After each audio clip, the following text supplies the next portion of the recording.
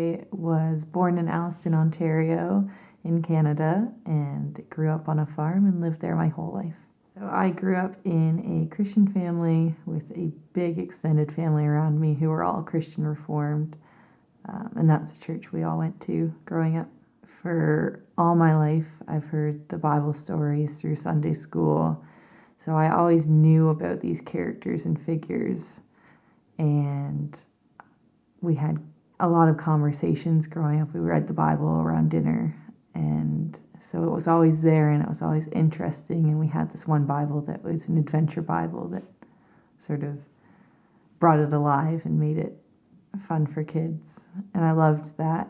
But growing up, I guess, after I graduated elementary school and went into high school, it sort of took a back burner, and I still identified as a Christian and I still went to church every Sunday, but I wouldn't have placed myself in the super Christian group who were all very much on fire, and they were completely identified by that, and a lot of people ridiculed them, I suppose, and they sort of kept to themselves, so they didn't really engage with the rest of the school, and for that I sort of distanced myself because I loved my friends and I loved the people I was getting to meet. So my faith took a little bit of a back burner, and I really found my identity a lot more in my friends and the things we got up to on the weekends and all sorts of the funs of high school. So after high school, I graduated and I wasn't quite sure what I was going to do.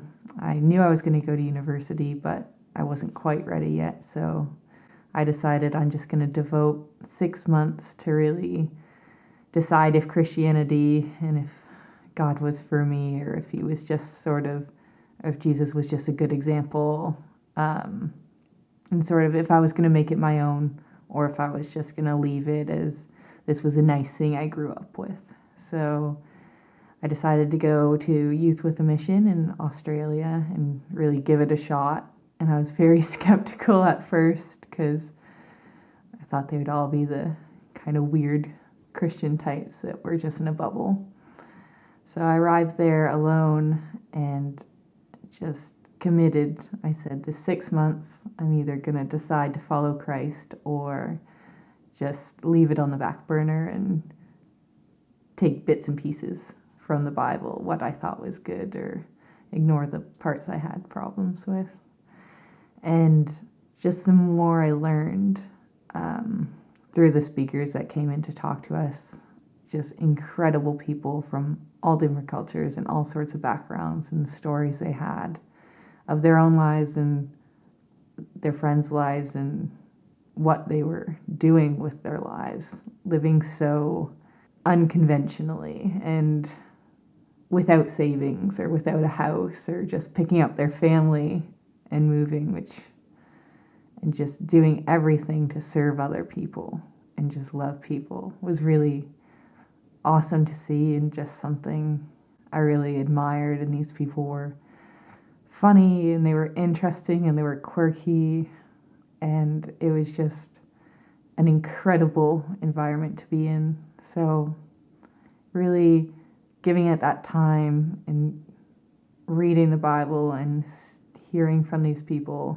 who really wanted to just share their faith and be genuine is when I started to want that for my life. It wasn't just something, oh, I feel like I have to go to church because that's what you do, or it was something that really caught my interest. And I was like, I had always loved studying in school, so it was something that you could really study, and realizing that God wasn't afraid of being questioned, and he wasn't limited by our knowledge, and it wasn't a dead end to like political discussions or discussions of science. It was just really a jumping off point, and he had these answers and he was willing to share them. So 3 months in, I decided to be rebaptized. I was baptized as a child, but I just wanted to make it my own and make it something that I stood for, and it wasn't just a result of my amazing upbringing or my family's great faith. It was something I wanted to do for myself. So got baptized in a little lake in Australia, and I was really hoping for something miraculous or some vision or some sort of sign, but I just felt peace, and I was just happy, and I felt confident that I had stood up for something and decided something for myself. So that's when I fully embrace it for my own. And there's been ups and downs and periods where I've let it slide back to the back burner, but it's always such a relief when I have a moment where I can reconnect and where I just feel inexplicably just love or peace or incredible happiness. And I know that I have a creator and that I'm loved. And for me, that's that feeling and that deep sense of knowing that I'm cared for is what keeps me here and keeps me in love with Jesus and the life he lived and the example he led for us.